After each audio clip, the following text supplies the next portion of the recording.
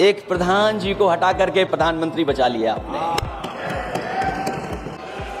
अध्यक्ष महोदय, मुझसे ज़्यादा मेरे रिश्ते शायद हमारे विपक्ष के लोग ज़्यादा जान रहे हैं, और जितना विपक्ष के लोग नज़र रखेंगे मैं समझता हूँ उतना रिश्ते और मजबूत हो जाएंगे। अध्यक्ष महोदय, मैं आंदोलन को बहुत दूर से देख रहा था, और उस आंदोलन में जो जीत के बाद नारा लगा, एक नारा लगा अध्यक्ष महोदय, सरकार के खिलाफ नारा लगा कि सरकार को ये अहंकार था कि सरकार झुकती नहीं है, लेकिन उन्हीं नई पीढ़ी के लोगों ने ये वो नारा दिया कि झुकाने वाला चाहिए, सरकार भी झुकती है, और सरकारों को झुकाना भी नौजवानों को आता है।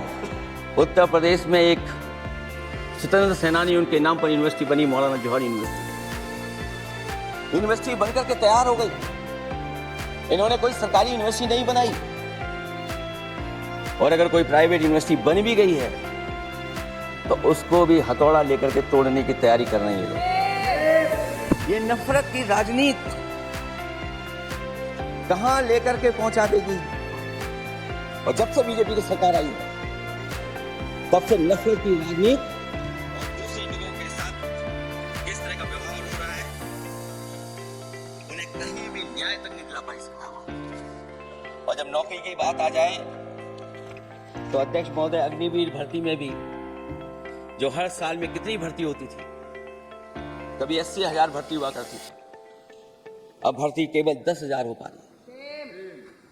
आखिरकार अध्यक्ष महोदय, सरकार नौजवानों की पढ़ाई और नौकरी पे हमला क्यों कर रही है? अध्यक्ष महोदय, मैं आपका धन्यवाद देना चाहता हूं कि इस महत्वपूर्ण विषय पे मुझे बोलने का मौका दे रहे हैं। मैं अपने साथी माननीय सदस्य गौरव गोगोई जी के से सहमत हूं। बहुत सारे महत्वपूर्ण उन्होंने बिंदु उठाए, और अध्यक्ष महोदय,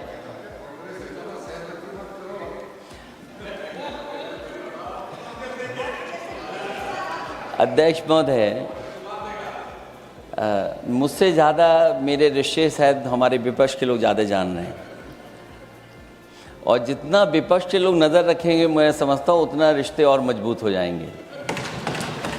अध्यक्ष महोदय, मैं आंदोलन को बहुत दूर से देख रहा था, और उस आंदोलन में जो जीत के बाद नारा लगा, एक नारा लगा अध्यक्ष महोदय, सरकार के खिलाफ नारा लगा कि सरकार को ये अहंकार था कि सरकार झुकती नहीं है, लेकिन उन्हीं नई पीढ़ी के लोगों ने ये वो नारा दिया कि झुकाने वाला चाहिए, सरकार भी झुकती है, और सरकारों को झुकाना भी नौजवानों को आता है। सरकार झुकी और स्वीकार किया उन्होंने। जो करोड़ों नौजवान जो मांग कर रहे थे कि सबसे पहले जो मंत्री जी हैं वो इस्तीफा दें, और बिंदु दूसरे अलग हैं जो हम लोगों को जानकारी में मिल रहा है। अध्यक्ष महोदय, सरकार हर विषय पे स्वीकार किया है, लेकिन पता नहीं अध्यक्ष महोदय, ये बात समझ में नहीं आ रही है कि सदन में उन आश्वासनों को क्यों नहीं रख रही है सरकार, जो सहमति बनी है। और उसके बाद अध्यक्ष महोदय, हम लोगों ने देखा कि जब मंत्री जी लौटे हैं, मंत्री नहीं रहे, उसके बाद सदन के बाहर उनका स्वागत किया गया। अध्यक्ष महोदय, जो स्वागत हुआ उसके लिए हमें कोई शिकायत नहीं है, लेकिन माननीय सदस्यों को कितनी बड़ी राहत मिली होगी, कितने बड़े संकट से बचाया उन्होंने। एक प्रधान जी को हटा करके प्रधानमंत्री बचा लिया आपने। और ऐसा अध्यक्ष महोदय आंदोलन किसी ने नहीं देखा, जिस आंदोलन में नई पीढ़ी के लोग, कम उम्र के लोग निकल करके आ गए, और जो नारे दिए गए। ये सरकार पिछले कई वर्षों से नकारात्मक प्रचार पर टिकी हुई थी, नकारात्मक राजनीति करती थी, और न जाने कितने हजार करोड़ रुपए खर्च किए होंगे सरकार ने नकारात्मक राजनीति के लिए। लेकिन नई पीढ़ी को मैं बधाई देना चाहता हूं, उनके मनोबल को और उनकी एकता को, और जिस तरीके से उन्होंने प्रचार किया, अंततः सरकार को झुकना पड़ गया। भाजपा वचन नहीं देती, जुमला देती है। तो मुझे उम्मीद है कि सभी युवा नौजवानों का जो मांग की है उन्होंने, उन सभी मांगों को सरकार स्वीकार करेगी। और सरकार ये भी स्वीकार कर लिया होगा कि कोई दल मजाक मजाक में बना तो कितनी बड़ा दल बन गया। जो कोई चीज मजाक से शुरू हुई वो कितना सीरियस हो गई, और इतना सीरियस हुई कि हमारी सरकार लोकतांत्रिक हो गई कि जो उनको धरने पे बैठने दिया। सरकार लोकतांत्रिक थी कि उन्हें धरने पर बैठने दिया। हमने वो भी समय देखा है कि जहां पर धरने पर नहीं बैठने दिया, वर्षों वर्ष लोग बैठे रहे धरने पर, उनकी सुनी नहीं गई। इसी दिल्ली को घेरा था किसानों ने, और सरकार को लगा कि चुनाव आ गया तो सरकार ने तीनों काले कानून वापस ले लिए। जब सरकार घबरा जाती है, डर जाती है, तो सरकार स्वीकार कर लेती है। इसीलिए वो नारा मुझे अक्सर याद आ जाता है कि झुकाने वाला चाहिए, सरकार भी झुकती है। जो विषय लाया गया है कि prevention of unlawful means act, सरकार को कम से कम ये बताना चाहिए था कि 2024 में जब ये लेकर के आए थे तो आज 2026 में कैसे पेपर लीक हो। और केवल गिनती के 1-2 पेपर लीक नहीं हुए हैं। ये ऐसा आंदोलन रहा जिसमें मां बाप और नई पीढ़ी के लोग सब जुड़ गए। अगर हम ये माने कि 20 लाख बच्चों ने परीक्षा लिखी थी और उनके घर परिवार के सदस्यों को हम उसमें जोड़ दें, दादा दादी, माँ बाप और परिवार का कोई सदस्य, तो 5 लोग प्रभावित थे। और 5 गुणा 20, 1 करोड़ लोग नाराज हुए सरकार से। और अक्सर हम पॉलिटिकल लोग हैं, हम लोग जानते हैं जब कभी आंदोलन करते हैं तो कितनी तैयारी करानी पड़ती है, गाड़ियों का इंतजाम, खाने का इंतजाम और इंतजाम। लेकिन ये पहला आंदोलन देखा कि जिसमें माँ बाप भी जुड़ गए और कहा कि जाओ बच्चों आंदोलन करो, हम आपके साथ हैं। ये पहला आंदोलन ऐसा देखने को मिला है। और केवल दिल्ली में नहीं हुआ ये, केवल दिल्ली में नहीं हुआ ये। अगर ये बात गलत है, अगर ये बात अध्यक्ष महोदय गलत लग रही है, तो देश के होम मिनिस्टर साहब को ले आइए, वो सब एक्सप्लेन कर देंगे।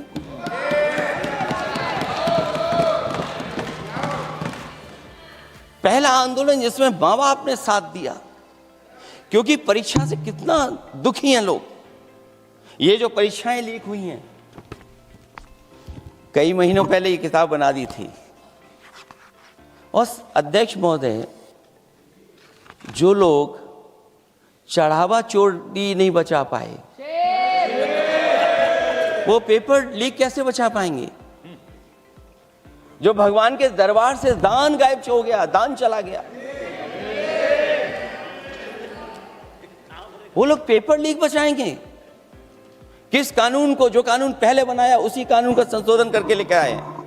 किसकी आंखों में आप धूल झोंक रहे हैं? और अगर कानून से बच रहा होता तो भाजपा की 10 साल की सरकार में 20 परीक्षाएं कैसे लीक हो गई?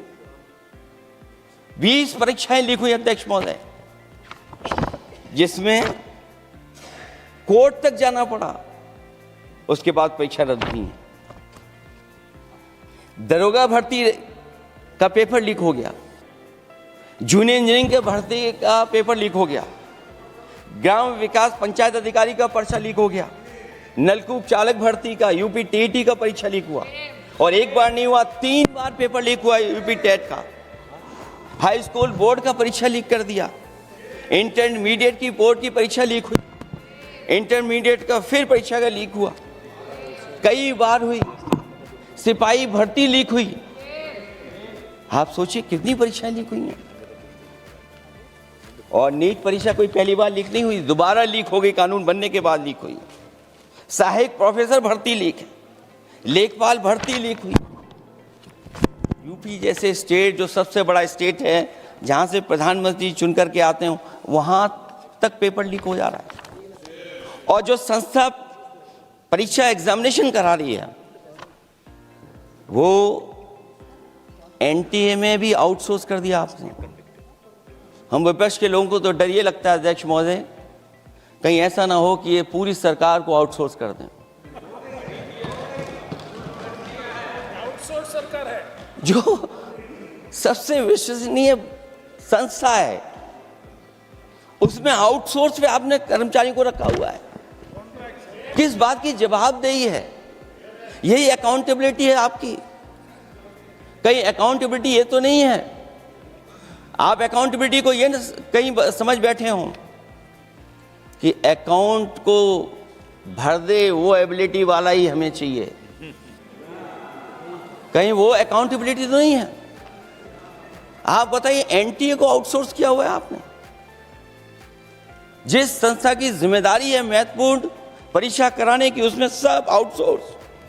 और ये सच कहा कि कांग्रेस पार्टी के माननीय सदस्य ने मांग की है कि वो हम लोगों को पता होना चाहिए आखिरकार कौन लोग थे जो आउटसोर्स होकर के बैठ करके परीक्षा में इस तरह की घोटाला कर रहे थे। आखिरकार जवाबदेही क्या है, किसकी थी? और फिर केवल नीट की परीक्षा की बात करें और परीक्षाओं की बात करें, अगर हम अध्यक्ष महोदय जब से सरकार बनी है तब से सरकार की कोशिश रही है कि शिक्षा, परीक्षा और यूनिवर्सिटी का ताना बाना पूरा ध्वस्त हो जाए, उसको एक रंगी बना दें हम, उसमें अंडरग्राउंड अनरजिस्टर्ड लोग शामिल हो जाएं। ये पिछले जब से भारतीय जनता पार्टी की सरकार आई है तब से हो रहा है। और फिर शुरुआत कहां से होती है? क्योंकि आप नहीं चाहते कि देश के गरीब लोग पढ़ें लिखें आगे बढ़ें। सरकार ने सबसे पहले हमला किया प्राइमरी स्कूल पर, और प्राइमरी स्कूल कितने बंद किए हैं आपने? जहां से बच्चे की शिक्षा की यात्रा शुरू होती है। एक गरीब परिवार का बेटा, बच्चे कहां से पढ़ करके निकलते हैं? सबसे पहले प्राथमिक शिक्षा सरकारी स्कूलों से पढ़ करके निकलते हैं। हमारे बहुत सारे माननीय सदस्य होंगे, वो उन्हीं प्राथमिक विद्यालयों से पढ़ करके आज इस सदन तक पहुंचे होंगे। आपने सबसे पहले स्कूलों पे हमला किया, और प्राइमरी से लेकर के नौकरी तक पे आपने हमला किया है। युवाओं के भविष्य पर आपने चोट पहुंचाने का काम किया है। और जो प्राइमरी स्कूल जो आपने बंद किए हैं, वो इसीलिए बंद किए हैं आपने कि पिछड़े, दलित और गरीब के वर्ग के परिवारों के बच्चे पढ़ लिख न जाएं। क्योंकि आज भी अगर हम देखते हैं प्राइमरी स्कूल में कौन पढ़ने जा रहा है? सबसे समाज के गरीब परिवार के बच्चे पढ़ करने जा रहे हैं। सबसे पहला हमला आपने वही किया, और इसीलिए किया क्योंकि नींव पर ही अगर हमला होगा तो ये आगे नहीं बढ़ पाएंगे। जो आंकड़े सरकार के बताए गए हैं, 1 लाख से ज्यादा सरकारी प्राइमरी स्कूल बंद कर दिए सरकार ने। और अगर ये बात गलत है तो हमें उम्मीद है सरकार इस पर भी जवाब देगी। और अगर हम आंकड़े निकालें तो जो आंकड़े दिखाई दे रहे हैं, यूपी में सबसे ज्यादा प्राइमरी स्कूल बंद हुए हैं।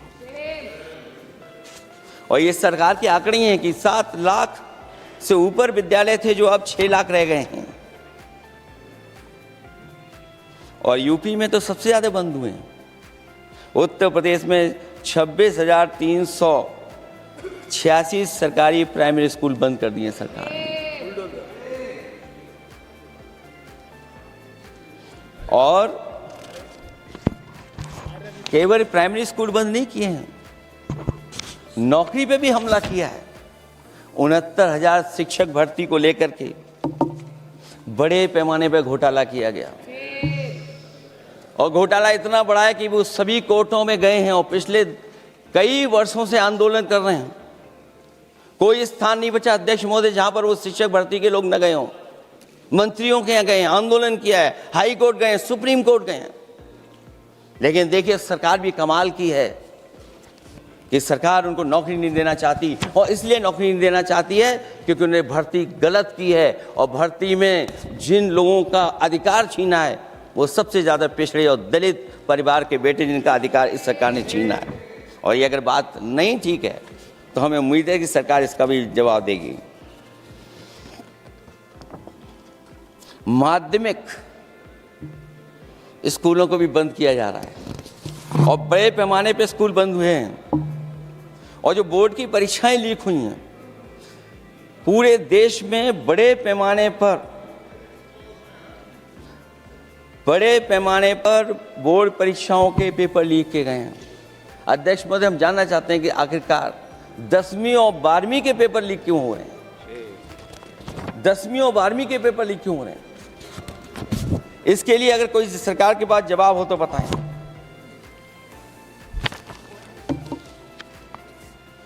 और जो बच्चियों ने जान दी है नीट की परीक्षा में, जब परीक्षा का पेपर लीक हो गया है, अध्यक्ष महोदय, मैं अपनी तरफ से, पार्टी की तरफ से और सभी की तरफ से उन्हें श्रद्धांजलि देता हूं। और हमें उम्मीद है कि सरकार उन बच्चों की मांग मानेगी जिन बच्चों ने ये शर्त रखी है कि उनके परिवार के लोगों को 1 करोड़ मुआवजा दिया जाए।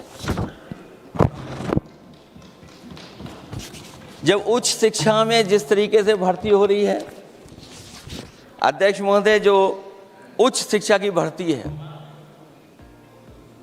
उसमें जो अपॉइंटमेंट हो रहे हैं उनके बारे में तो क्या चर्चा करें कि जब संस्था पे सबसे ऊपर बैठा व्यक्ति ही अन्याय करेगा तो पूरी संस्था में अन्याय होगा। जब से ये सरकार आई है, जो बड़ी बड़ी संस्थाएं हैं उन सब संस्थाओं में एक रंगी लोगों को बैठा करके उन संस्थाओं को ध्वस्त करने का काम कर रहे हैं, और न केवल उन संस्थाओं को खराब कर रहे हैं बल्कि अध्यक्ष महोदय, उत्तर प्रदेश में एक स्वतंत्र सेनानी, उनके नाम पर यूनिवर्सिटी बनी, मौलाना जौहर यूनिवर्सिटी बनकर के तैयार हो गई। इन्होंने कोई सरकारी यूनिवर्सिटी नहीं बनाई, और अगर कोई प्राइवेट यूनिवर्सिटी बन भी गई है तो उसको भी हथौड़ा लेकर के तोड़ने की तैयारी कर रहे हैं ये लोग। ये नफरत की राजनीति कहां लेकर के पहुंचा देगी? और जब से बीजेपी की सरकार आई है तब से नफरत की राजनीति और दूसरे लोगों के साथ किस तरह का व्यवहार हो रहा है, उन्हें कहीं भी न्याय तक नहीं दिला पाई सरकार। और जब नौकरी की बात आ जाए तो अध्यक्ष महोदय, अग्निवीर भर्ती में भी जो हर साल में कितनी भर्ती होती थी, कभी 80,000 भर्ती हुआ करती थी, अब भर्ती केवल 10,000 हो पा रही है। आखिरकार अध्यक्ष महोदय, सरकार नौजवानों की पढ़ाई और नौकरी पे हमला क्यों कर रही है? और नौकरी पे हमला क्यों हो रहा है? जब आप ये कहते हैं कि हमारे नौजवान हमारी डेमोग्राफिक डिविडेंड बन करके आए हैं, कहीं यही नौजवान हमारी आपदा न बन जाए, इसके बारे में भी सरकार को सोचना चाहिए। और मैं ये जरूर कहना चाहता हूं कि अध्यक्ष महोदय, अगर शिक्षा अच्छी होगी, परीक्षा सच्ची होगी तो तरक्की भी पक्की होगी, और ये तरक्की नहीं चाहते हैं, इसीलिए शिक्षा पर और परीक्षा पर हमला कर रहे हैं। मैं इन्हीं शब्दों के साथ अध्यक्ष महोदय आपका धन्यवाद देता हूं। और जो बिल लेकर के आए हैं आप, बिल तो 24 में भी लेकर के आए थे आप, जो 24 में बिल लेकर के आए तो उसके बाद नीट परीक्षा का पेपर लीक क्यों हो गया, ये आप बता देना मंत्री जी। आपको एक कानून बनाने के बाद दूसरा कानून बनाना पड़ रहा है, ये क्या वजह है? और आपको मंत्री जी का स्वागत इसलिए करना पड़ रहा है कि आपको संकट से बचा लिया। और अगर अखिलेश जी तो समाजवादी है। मैं पूछना चाहता हूं कि छात्रों का आंदोलन के बाद सरकार उनका बात सुन के पार्लियामेंट में बिल लेके आता है, ये अच्छा है? या जो आंदोलन होता है तो उसको कुचलने के लिए देश में इमरजेंसी लगा देता है, वो अच्छा? आप बता दीजिए।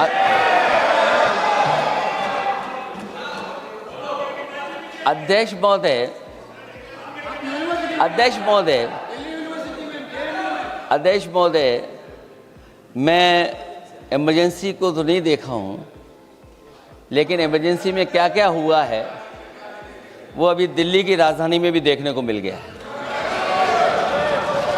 आंसू के गैस के गोले और लकड़ी में लगा हुआ कुछ कील का और कांटे की चीज़ें, उस समय करंट नहीं लगाया जाता था, इस बार करंट लगाया गया। तो ये इमरजेंसी के बराबर ही हुआ है हमला, कम नहीं है। इमरजेंसी से कम अन्याय नहीं कर रहे हैं आप लोग। और याद करिए अध्यक्ष महोदय, अगर इमरजेंसी इन्हें याद आ गई है, अगर इमरजेंसी अध्यक्ष महोदय ने याद आ गई है, तो इमरजेंसी के बाद भी परिवर्तन हुआ था और हमें भरोसा है कि इसके बाद भी परिवर्तन होगा। और अध्यक्ष महोदय, मैं आखिरी में कहना चाहता हूं, कानून से नहीं, नियत साफ होगी तब नीट का परीक्षा साफ होगी। सवाल कानून का नहीं है, आपकी नियत साफ नहीं है। और जिस समय आपकी नियत साफ होगी तो परीक्षा भी साफ हो जाएगी। और हमारे साथी जो कुछ और बातें उठा रहे हैं, आज मौका नहीं है, लेकिन आपको भगवान भी माफ नहीं करेंगे, क्योंकि आप चढ़ावा चोरी में शामिल हुए हैं। और चढ़ावा ही नहीं, जो गुप्त दान था वो भी चोरी हुआ है, गुप्त दान। और ये पाप की श्रेणी में नहीं आता है, महापाप की श्रेणी में आता है। Akhilesh ji bill pay. और अध्यक्ष महोदय, आखिरी में मैं इतना ही कहना चाहता हूं, शिक्षा की रक्षा के लिए जो आंदोलन हुआ है वो हमेशा आंदोलन जीतेंगे। बहुत बहुत धन्यवाद, बहुत बहुत आभार प्रकट करता हूं आपका। Shri Abhishek Banerjee. Thank you, sir. I rise here today to